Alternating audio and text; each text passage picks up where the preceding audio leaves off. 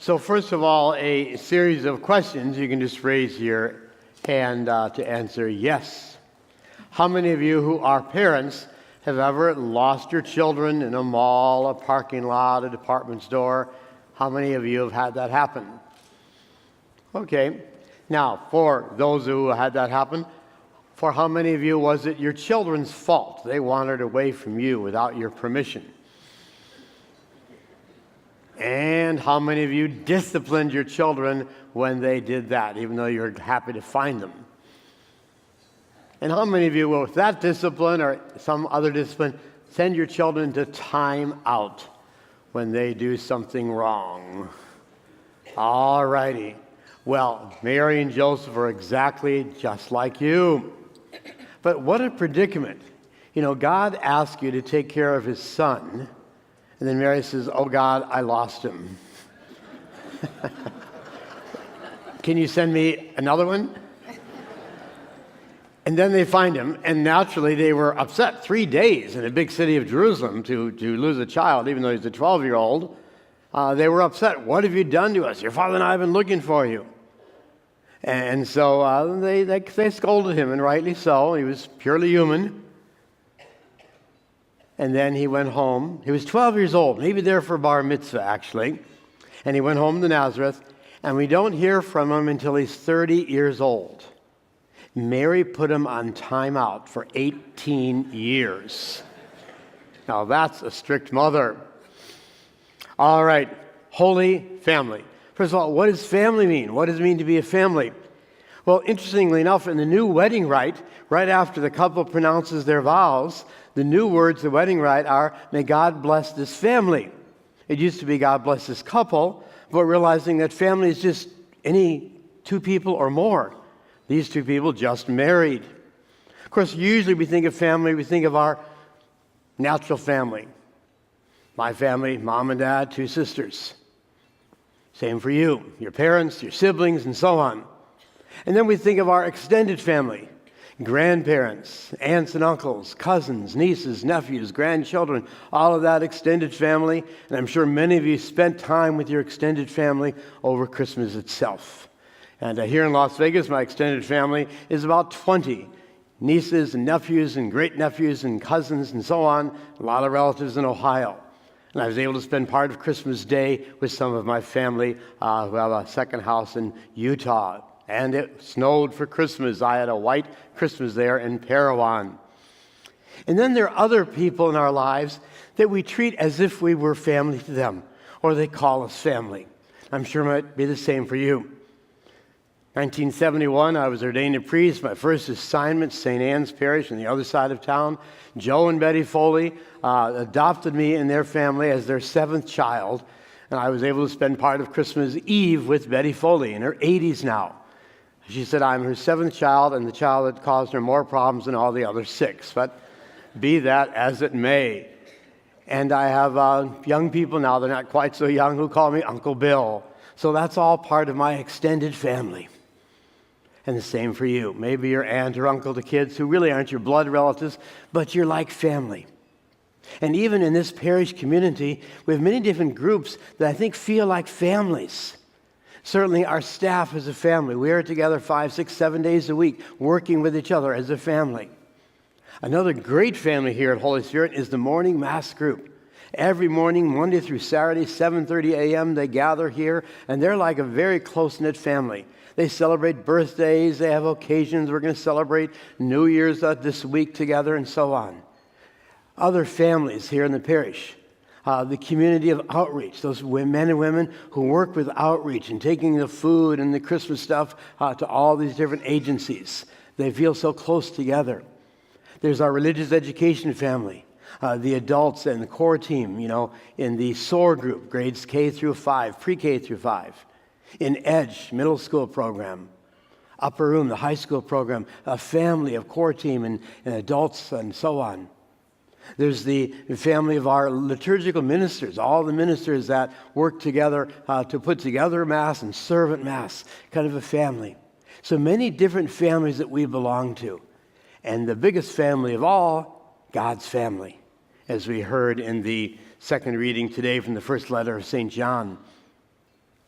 Now, what makes a family holy? I'm going to ask you to look at Jesus, Mary, and Joseph.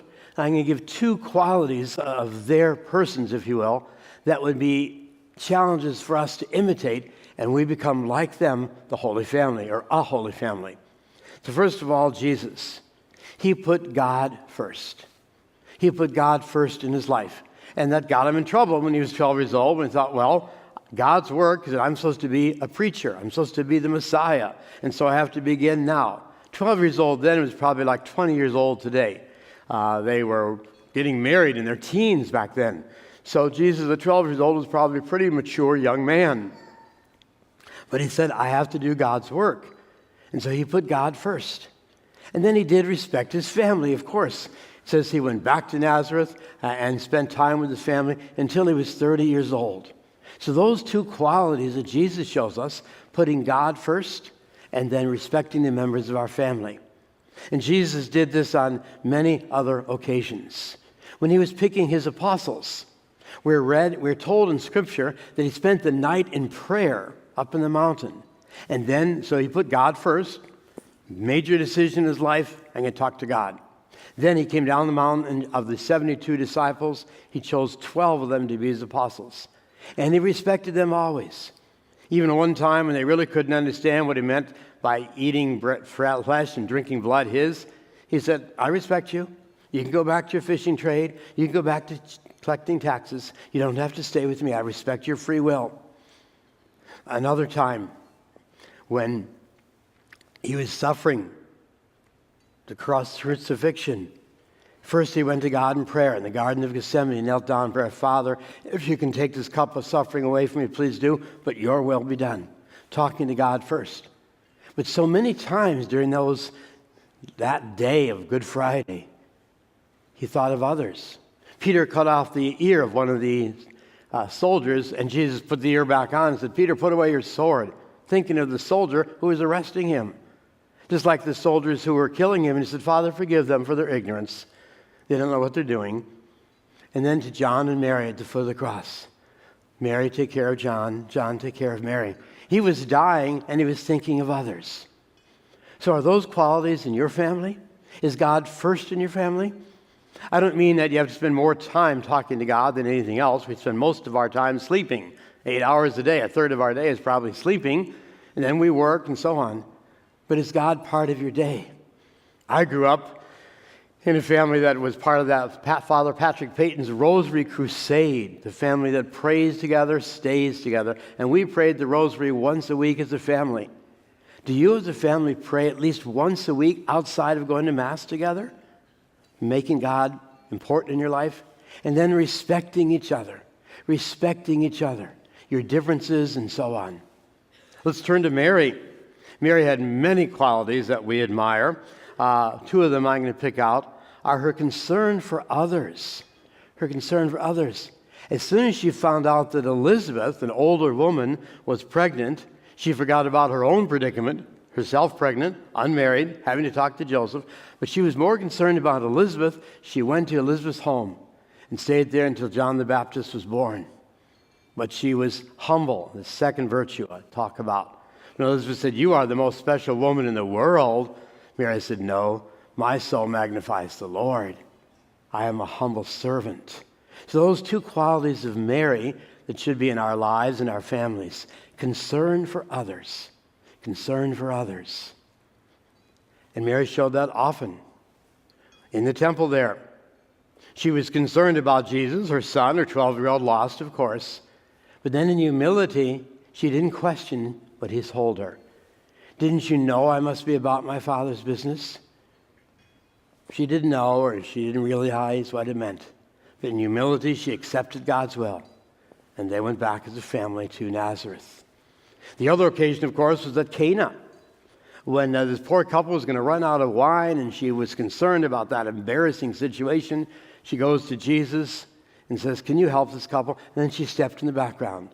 She didn't tell anyone, I'm the one who talked to Jesus.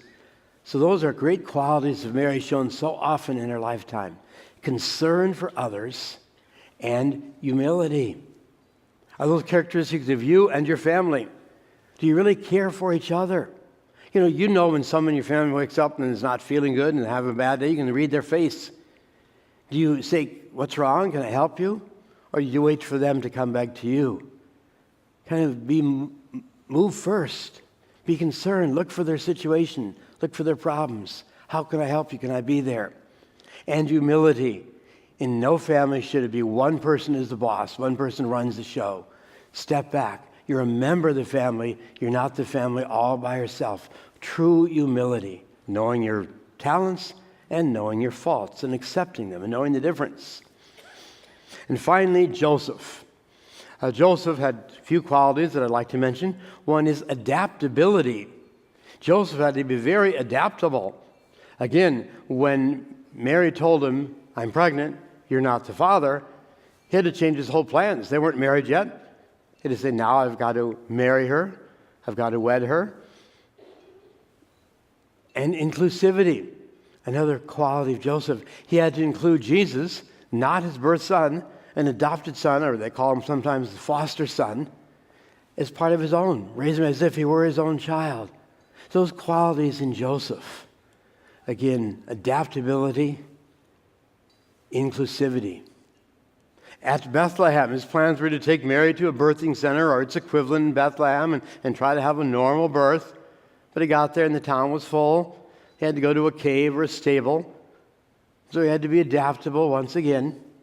And inclusivity, you'd think that would be a nice quiet moment for mother, father, and child. But along come the shepherds, along come the wise men. He had to realize, wow, I'm never going to have a moment alone. This child is special. This is the Son of God. And then, again, in the temple there, when Mary and Joseph found him, and Jesus said, didn't you know I must be about my Father's business? Adaptability. And Joseph had to think, well, I guess he's not going to pick up my carpentry trade. He's not going to follow into my footsteps. He's going to go off on his own. Change of plans. I thought he might take over the carpentry shop. And inclusivity. To realize that he would have to share Jesus with everyone. So those are qualities of Joseph. Are they in your family? Adaptability.